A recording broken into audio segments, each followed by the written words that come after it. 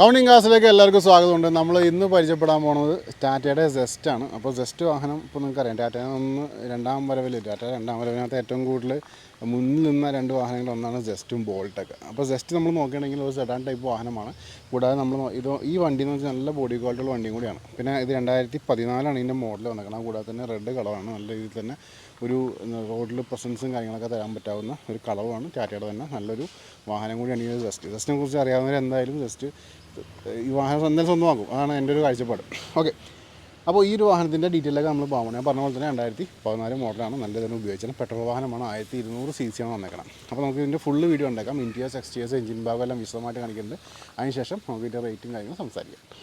നമ്മളപ്പോൾ ഇന്ന് പരിചയപ്പെടാൻ പോകുന്നത് ഈ ഒരു ടാറ്റയുടെ സെസ്റ്റാണ്. സെസ്റ്റിനെ കുറിച്ച് അറിയാവുന്നവർക്ക് അറിയാം. ഇത് നല്ലൊരു ടാറ്റയുടെ നല്ലൊരു പ്രൊഡക്റ്റാണ്. അറിയാൻ പാടാത്ത ആൾക്കാർക്ക് പറഞ്ഞു തരാൻ വേണ്ടി ജസ്റ്റ് ഇൻട്രോ ഞാൻ പറഞ്ഞേക്കാം. ടാറ്റ വാഹനങ്ങൾ രണ്ടാം വരവിൽ ഉയർത്തെഴുന്നേൽറ്റു നമുക്ക് എല്ലാവർക്കും അറിയാം. പഴയ ടാറ്റയൊക്കെ വെച്ച് നോക്കുമ്പോൾ ഒരുപാട് വ്യത്യാസം നമ്മൾ ടാറ്റയുടെ വാഹനങ്ങളിൽ ഇപ്പോൾ കണ്ടുകൊണ്ടിരിക്കുന്നുണ്ട്. അപ്പോൾ അതിനകത്ത് മെയിനായിട്ടൊരു കോൺട്രിബ്യൂഷൻ വന്നിരിക്കുന്ന വാഹനമാണ് ഈ ഒരു ടാറ്റയുടെ സെസ്റ്റ് വന്നിരിക്കണം. ഇത് 2014 മോഡൽ സെസ്റ്റാണിത്. റിവോട്രോൺ എഞ്ചിൻ വന്നിരിക്കുന്ന വാഹനമാണ്. പിന്നെ XM എന്ന് പറഞ്ഞ ആ ഒരു ഓപ്ഷനിൽ വന്നിരിക്കണം.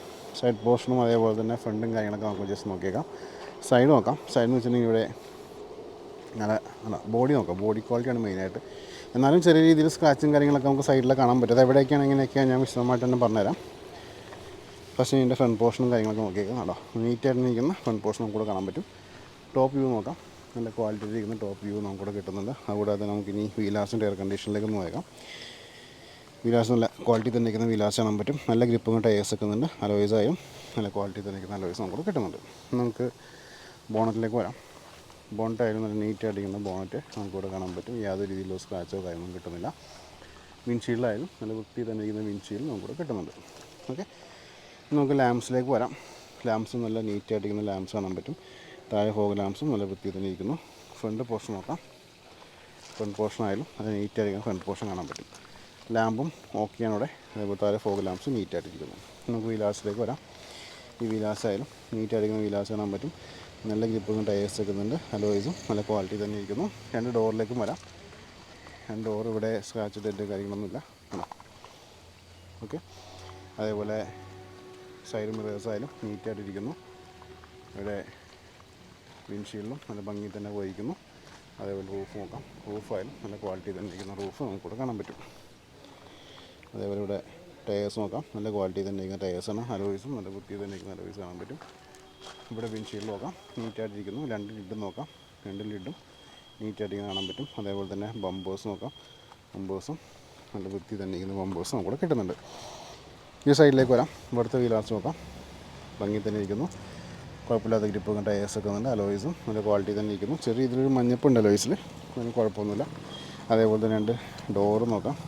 രണ്ട് ഡോറായാലും വൃത്തി തന്നെ ഇരിക്കുന്ന ഡോർസ് നമുക്കിവിടെ കാണാൻ പറ്റും. നമുക്ക് ഡോറിന് ഓപ്പൺ ചെയ്ത് ഇൻറ്റീരിയേഴ്സ് എന്ന് വെച്ചപ്പെടാം. ഇവിടെ ഡോർ പാഡ്സ് നോക്കാം. ഡോർ പാഡ്സും നീറ്റായിട്ടിരിക്കും ഡോർ പാഡ്സ് കാണാൻ പറ്റും.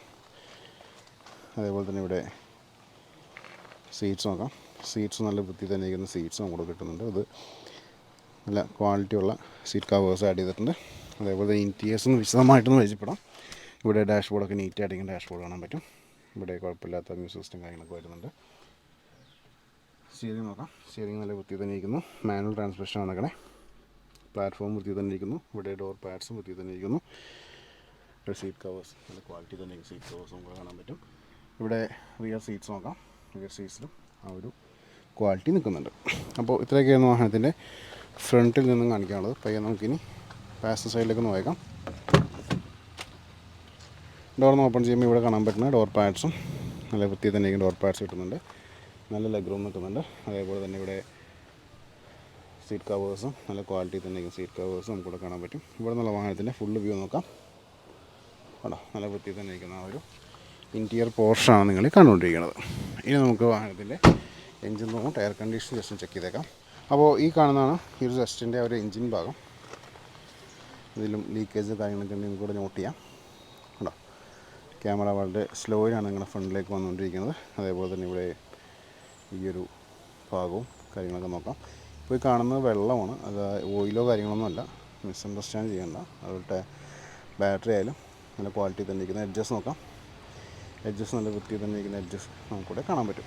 ഓക്കെ, അതേപോലെ ഇവിടെ ലിഡ് നോക്കാം. ലിഡായാലും നല്ല ക്വാളിറ്റി തന്നെ ഇരിക്കുന്ന ലിഡ് നമുക്ക് ഇവിടെ കിട്ടുന്നുണ്ട്.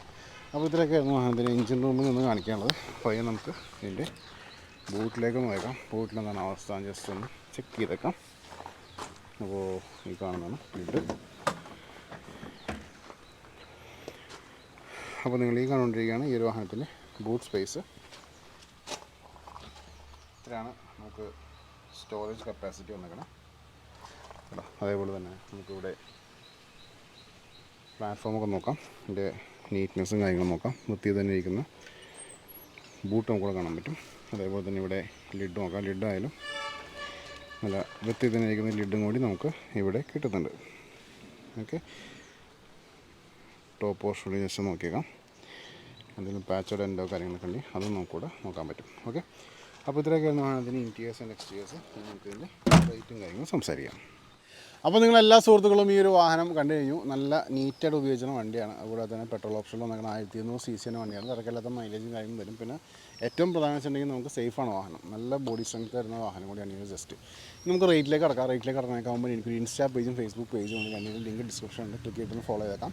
വാഹന സംബന്ധമായുള്ള അപ്ഡേറ്റ്സ് ഡെയിലി നിങ്ങളിലേക്ക് വന്നുകൊണ്ടിരിക്കും.